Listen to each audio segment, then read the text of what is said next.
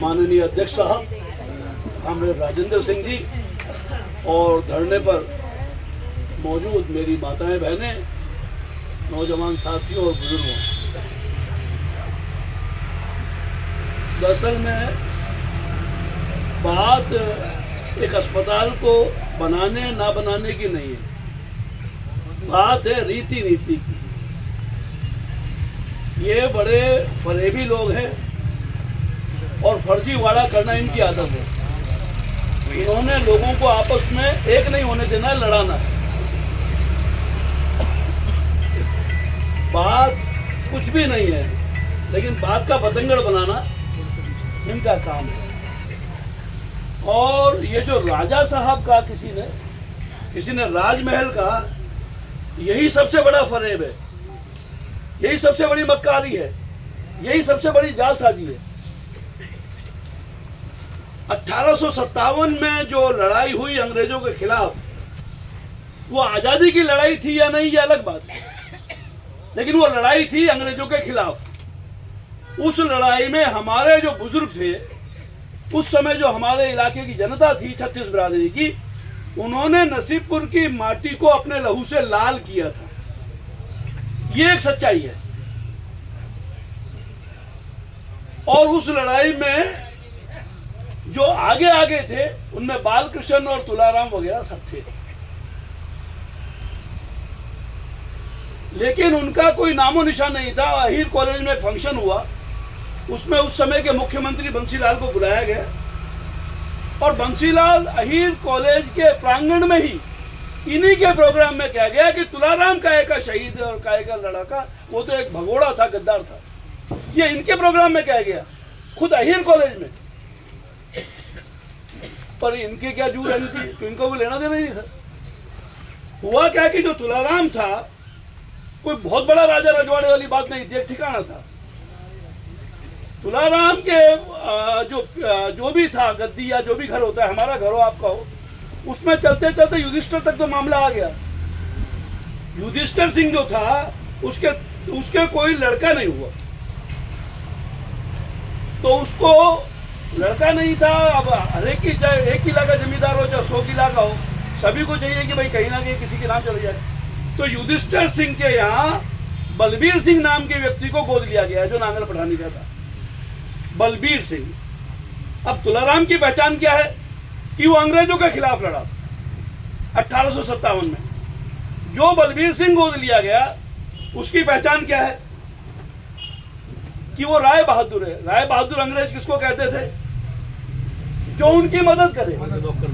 जब world war चल रही थी, विश्व युद्ध चल रहा था, तो अंग्रेजों को फौज में लोग चाहिए थे जो गोली के आगे जा सके, इराक में, ईरान में, फ्रांस में, और गोली के आगे खड़े हो सके, अपनी जान पे खेल सके। तब 1 रुपया चांदी का वो कमीशन दिया करते थे। एक आदमी भर्ती कराओगे तो 1 रुपया मिलेगा। जो हरि सिंह था, वो गांव-गांव में लठ के अंदर घुंघरू बांध के जाया करता था कि भाई फौज में भर्ती हो जाओ, भर्ती हो जाओ। ये सब ऐसे ही काम करते थे। तब बलबीर सिंह का रिकॉर्ड है कि उस आदमी ने 20,000 से ज्यादा अहीरवाल के लोगों को भारत की फौज में अंग्रेजों के लिए भर्ती कराया। 20,000 चांदी की सर्फी मिली थी, तभी उसको राय बहादुर कहा गया। यानी तुलाराम की पहचान थी अंग्रेजों का मुखालफत करने के लिए। उसकी गोद पर जो आया, उसकी पहचान बनी अंग्रेजों को फौजी भर्ती कराने के लिए, उनकी मदद करने के लिए। लेकिन हुआ क्या कि बलबीर सिंह की भी 3 शादी के बावजूद कोई लड़का नहीं हुआ। लड़का नहीं हुआ तो फिर उसको वापस गोद से भरना था। अब जब गोद करनी थी, तो गोद तो होना था स्वरूप सिंह को।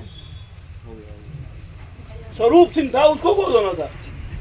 लेकिन जो एक बहाल सिंह नाम का उसका उस कुनबे का था, बहाल सिंह, वो गांव में तो कोई जमीन थी नहीं। ये जो आप जमीन जायदाद बोल रहे हो, कुछ नहीं था। 1 एकड़ होगा बड़ी मुश्किल से। वो भाग गया, वो चला गया था इस इलाके से, गुजारा नहीं होता था, नांगल पठानी में गुजारा नहीं होता था। 1 एकड़ से कम जमीन थी। वो चला गया पलवल, वहां पर प्रैक्टिस करता था बहाल सिंह। उसके जो औलाद हुई थी, उसमें एक बिरेंद्र सिंह भी था। सन 40 में राव बहादुर बलबीर सिंह की मौत हो गई तो उनकी गोद को भरने का उसको भरने का सवाल आया।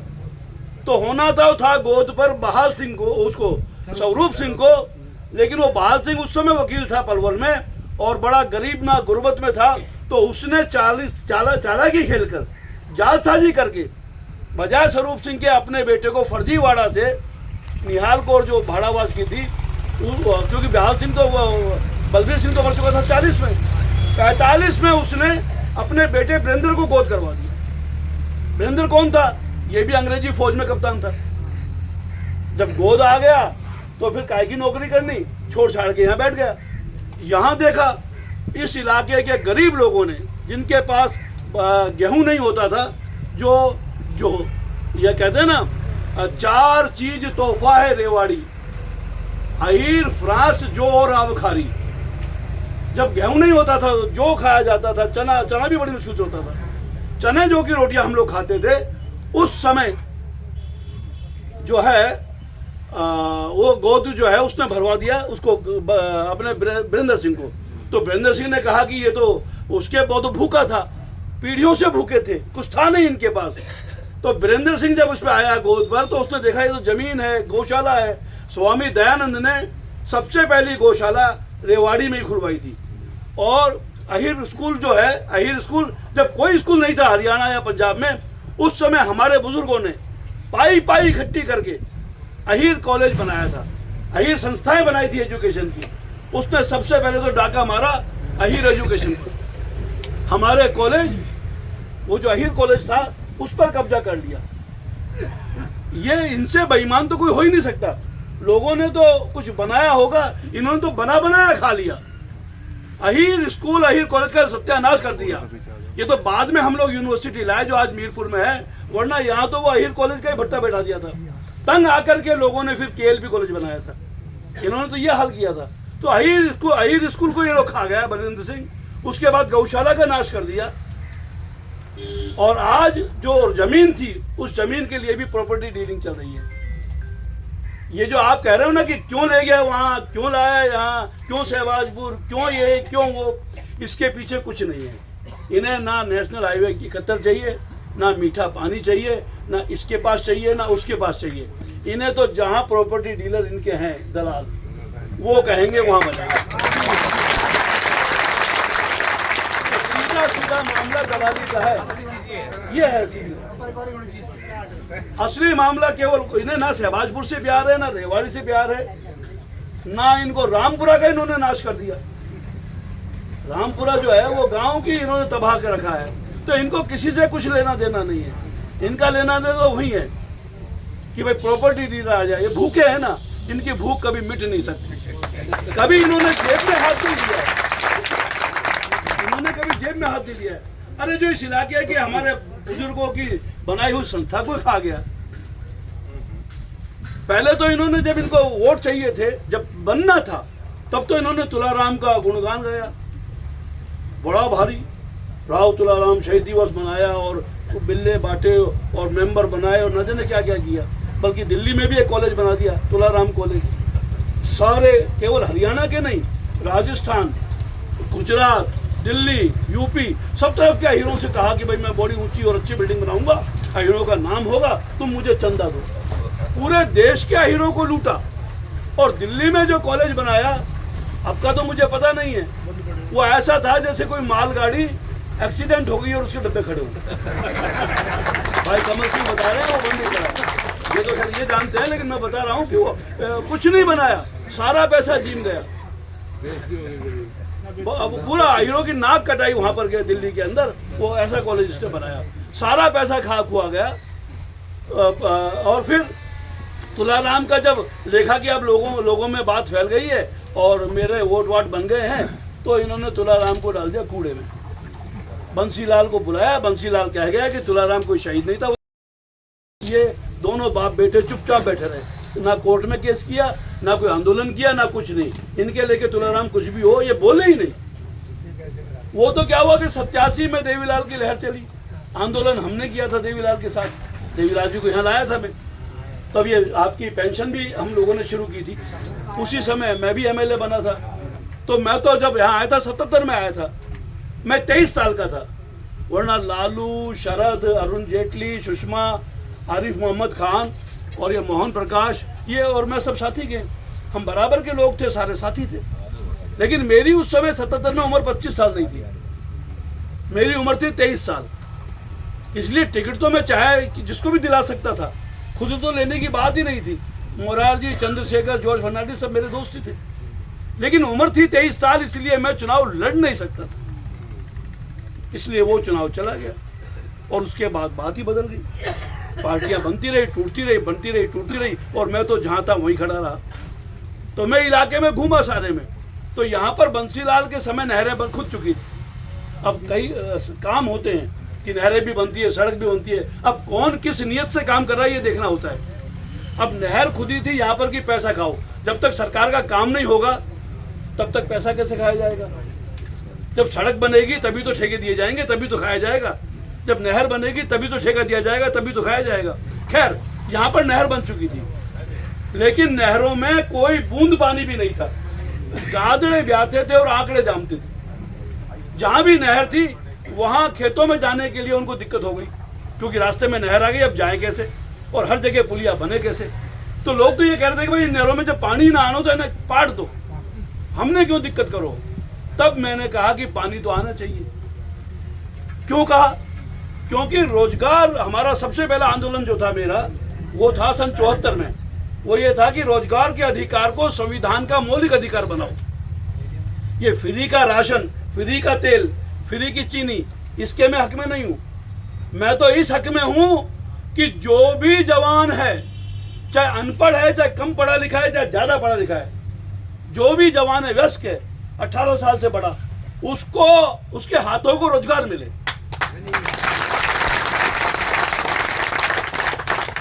ये गांव में जाकर साड़ी बांट कर और कह कि भाई मैंने वोट दे दो, मैंने बड़ा काम कर दिया, मैं उसके खिलाफ हूं।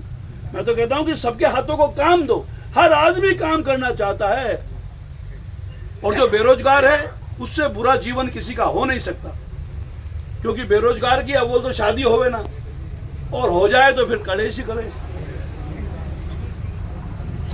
माँ बाप भी कहते हैं कि तू खा पी के तगड़ा हो रहा है, करता कुछ नहीं है, निकम्मा पड़ा है, उसको नींद नहीं आती रात को, इसीलिए दारू चलती है। वरना अगर कोई रोजगार में हो, धंधा पानी ठीक हो, तो कोई दारू पी करके पागल होने को तैयार नहीं है। ये सब कुछ बेरोजगारी की वजह से चलता है।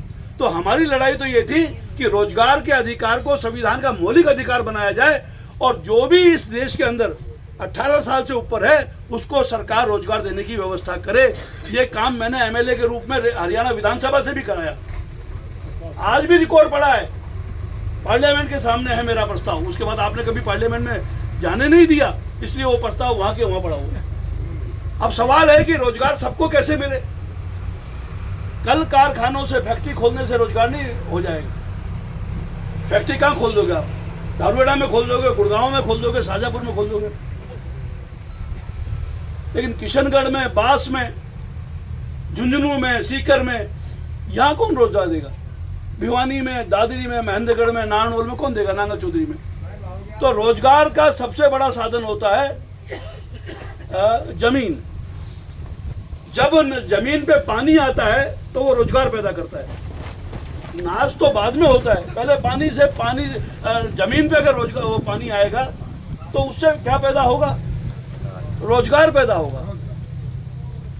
आज जिस जमीन जो सूखी है उसके अंदर एक कुनबा गुजारा नहीं कर सकता, चाहे 5 एकड़ हो, और अगर पानी आ जाए तो 1 एकड़ जमीन में भी कुनबे की मौज हो सकती है, क्योंकि बारिश के भरोसे तो एक फसल का भी रोना रहता है। और अगर निश्चित रूप से नहर मिले तो फिर आप 3-3 फसल भी ले सकते हो, हरियाली भी हो सकती है, नाच दाना सब्जी सब कुछ हो सकता है। जब मैं आया था तब मैं देखा करता था कि करनाल में, अंबाला में, कुरुक्षेत्र में तो किसान बड़े खुशहाल थे, हर जगह नहर थी, और यहाँ पर मैं देखा करता था कि हर जगह ही सूखा पड़ा था, कुछ था ही नहीं, चारा ही नहीं हुआ करता था। तो मेरी बात यह थी कि अगर पानी हमारे इलाके में आ जाए तो सबको रोजगार मिल जाएगा, ये इलाका संपन्न हो जाएगा। तो हमने आवाज़ शुरू करी कि इस हमारे हिस्से का पानी दिया जाए। तो कहते थे SYL बन जाएगी तब दे देंगे। अरे SYL तो तुम्हारा खामखा का झगड़ा है, पानी तो हरियाणा में आ रहा है। अगर नहीं आता पानी तो तुम फतेहाबाद में और हिसार में करनाल में और कुरुक्षेत्र में कैसे देते? और पानी अगर कम होता तो फिर वहाँ सेम क्यों होती, दलदल क्यों होती? इसलिए पानी भी है और कम भी नहीं है। नीयत तुम्हारी खराब है, तुम हिसाब का बंटवारा नहीं करते।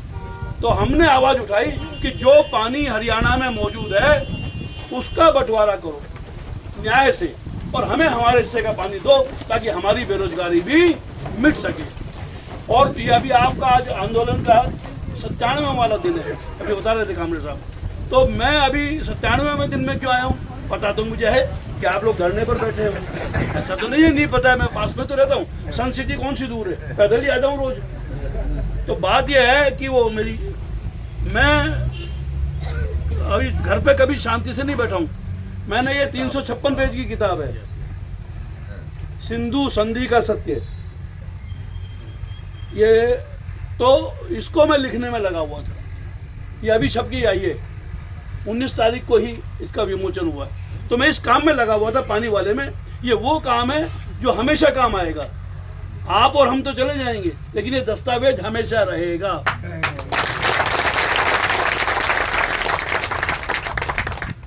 तो लोग कहते हैं कि भाई नेता नेता, अरे ये नेता कोई नहीं है। ये जो घूम रहे हैं कार लेकर के, झंडी लेकर के, ये कोई नेता वेता नहीं है।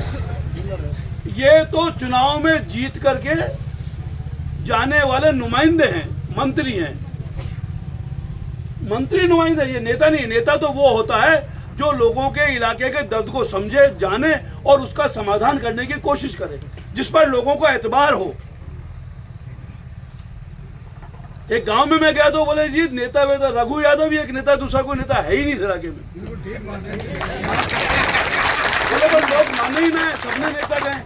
बोला नू कहें तो फिर नू कर लो, नेताओं का नेता रघु यादव। क्योंकि जो बात आप 30 साल पहले कह रहे थे, अभी सारा का सारा कह रहे हैं। ये जो पानी बोल रहे हैं, ये सारे वही लोग हैं जिन्होंने नारनौल की रैली पर गोली चलवाई। वो भजनलाल ने मुझे कहा, तो भजनलाल से तो सारा इलाका नफरत करता था कि भाई इसके राज में गोली चली, कांग्रेस का राज था, लाखों की जनता आई, उसके ऊपर गोली चला दी, ये तो दुष्ट है। जब भजनलाल से कई सालों बाद मेरी मुलाकात हुई तब मैंने कहा आप तो हमारे इलाके में आने का कष्ट मत करें, आपसे तो लोगों को नफरत है, आपके खिलाफ तो औरतों ने गीत बना रखे हैं।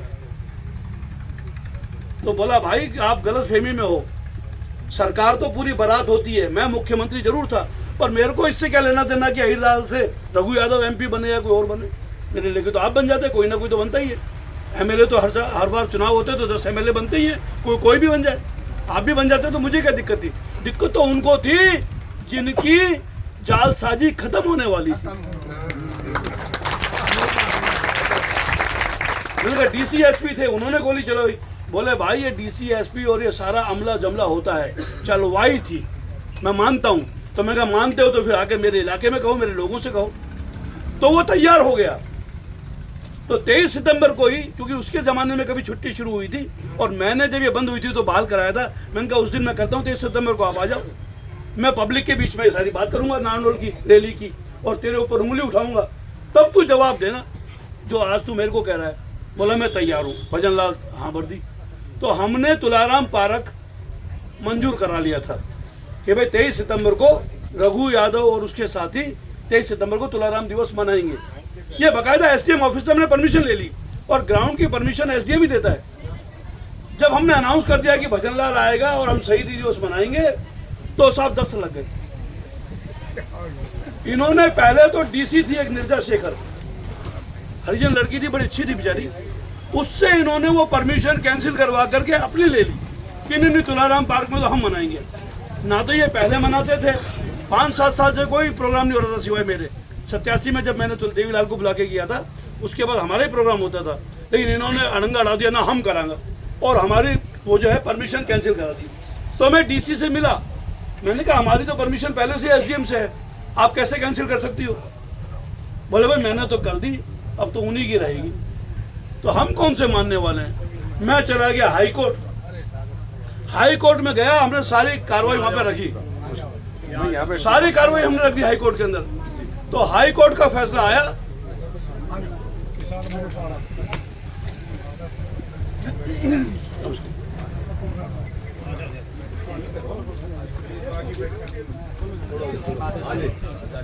तब हाई कोर्ट का फैसला आया कि ये जो डीसी ने कार्रवाई की है गलत है, परमिशन पहले ही दी जा चुकी थी, ये परमिशन उन्हीं की रहेगी जिनकी थी। रघु यादव और इनके साथी ही वहाँ पे शहीदी दिवस मनाएंगे। तो इनके तो बहुत भारी दस्त लग गए। तो इन्होंने फिर क्या करें। तो ये मिले नवल किशोर शर्मा से, राजस्थान के होते थे नवल किशोर शर्मा, और उस समय वो हरियाणा कांग्रेस का इंचार्ज होता था और भजन लाल हरियाणा कांग्रेस का अध्यक्ष होता था। तो इन्होंने नवल किशोर शर्मा से कहा कि आप आओ। तो नवल किशोर शर्मा राजी हो गया, हुड्डा और ये जितने भी थे सारे, और ये इंद्रजीत वगैरह सब राजी होकर के बोले कि भाई हम करेंगे। तो जब तुलाराम पार्क हमने छीन लिया तो इन्होंने अहीर कॉलेज अनाउंस कर दिया। हमने इश्तिहार भी छपवा दिए, लेकिन फिर भजन लाल डर गया कि भाई मेरी कांग्रेस में कुर्सी हिल जाएगी। तो हमने तो पूरी रैली की तुलाराम पार्क में, पर वो भजन लाल जो है अपनी कुर्सी के चक्कर में डर गया, और पर ये जाहिर हो गया कि इनका जो है दस्त लग गया था और ये इस बात को उजागर नहीं करना चाहते थे। इसलिए मैं ये कहना चाहता हूँ कि जो 23 सितंबर की रैली हुई, जो नारनौल में जलयुद्ध की रैली हुई, किसानों पर गोली चलाने वाले, किसानों पर लाठियां चलाने वाले, किसानों पर अत्याचार करने वाले कोई और नहीं थे, यही लोग थे, यही है बेईमान लोग। और आज भी यही है जो इस इलाके का नाश हो रहा है, वो इनकी वजह से हो रहा है। और जब तक इनको आप ठिकाने नहीं लगाओगे तब तक बात बनने वाली नहीं। इसलिए मैं आज रामगढ़ भगवानपुर में आया हूँ, किस लिए कि आज तक इस इलाके में मैं घूमता रहा, कहता रहा, लेकिन लोग वो सुन करके चले जाते हैं और बात को समझ भी लेते हैं पर फिर कुछ कर नहीं पाते। मैं रामगढ़ भगवानपुर के लोगों को सलाम करने आया हूँ, साधुवाद देने आया हूँ, मुबारकबाद देने आया हूँ कि आप लोगों ने इनके झूठ और फरेब के खिलाफ बोलने की, खड़े होने की हिम्मत की है। पर ये केवल इसी टेंट तक नहीं रहना चाहिए। ये पूरे जो रंगे सियार हैं, ये जो फरेबी और जालसाज लोग हैं, इनकी जालसाजी का, इनके फरेब का भंडाफोड़ पूरे अहीरवाल में होना चाहिए।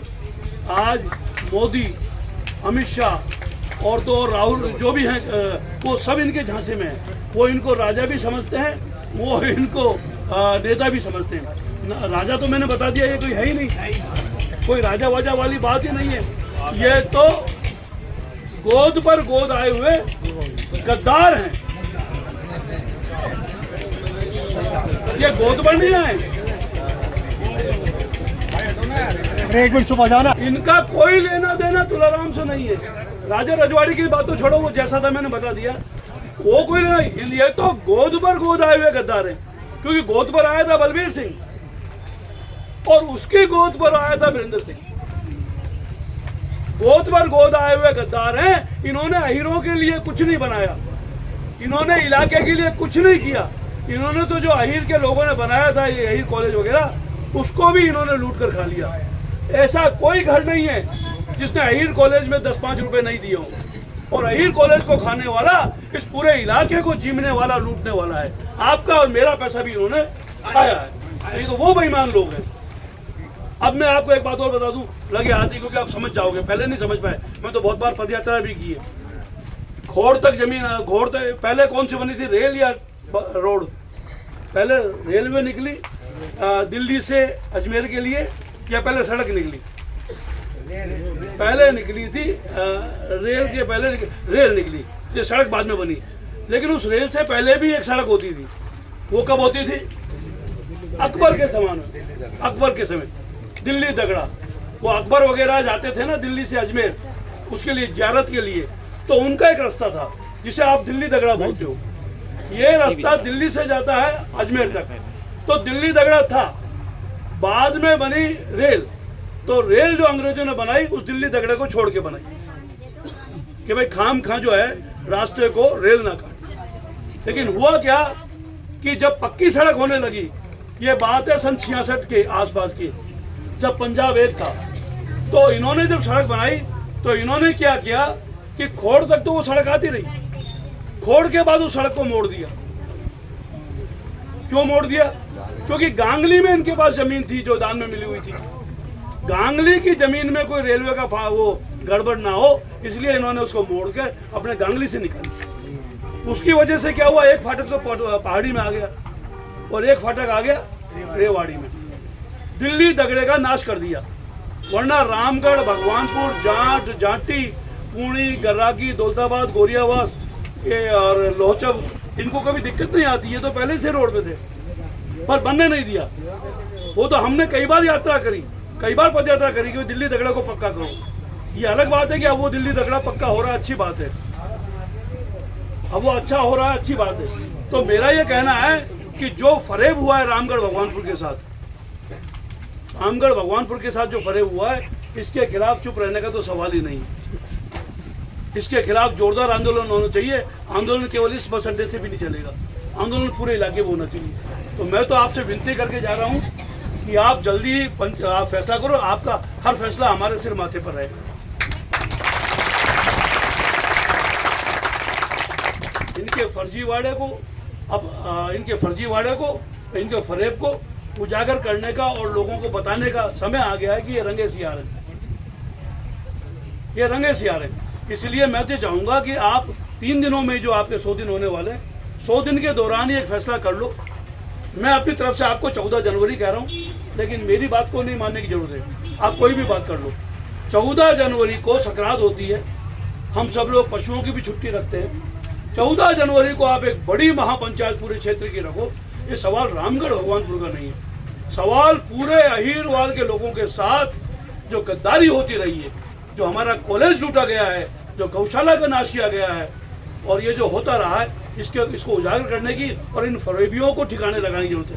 अस्पताल तो बनता रहेगा, अस्पताल तो बनता रहेगा, पर ये ठिकाने बैठने चाहिए, ये हमारा दायित्व है। जब तक फरेबी घर नहीं बैठेगा तब तक बात बनने वाली नहीं है। दिल्ली तक, मोदी तक और इलाके के बच्चे बच्चे तक ये बात पहुंच जानी चाहिए कि ये फर्जी लोग हैं। इस फर्जी लोगों की अहीरवाल अब जान चुका है और इनकी कोई 2 कौड़ी की बात नहीं है। और इनका तो जैसा चलता आया, ये खुद फर्जी है। मैंने कहा ना, गोद पर गोदाए गद्दार है। और अब भी इनका हाल क्या है, मैं आप लोगों के तन मन धन से साथ हूँ। आप इस आंदोलन को आगे बढ़ाइए और इस फर्जीवाड़े को, इन फरेबी लोगों को अपने घर बैठाइए, इनको दूर कीजिए, इनको हटाइए। यही निवेदन मेरा आपसे है। और इसको अमल में लाने के लिए जहाँ जब जैसी भी जरूरत पड़ेगी, रघु यादव हाजिर रहेगा। पंचायत का हर फैसला हमारे सिर माथे पर होगा। ये जो लड़ाई अब शुरू हुई है, ये रुकनी नहीं चाहिए।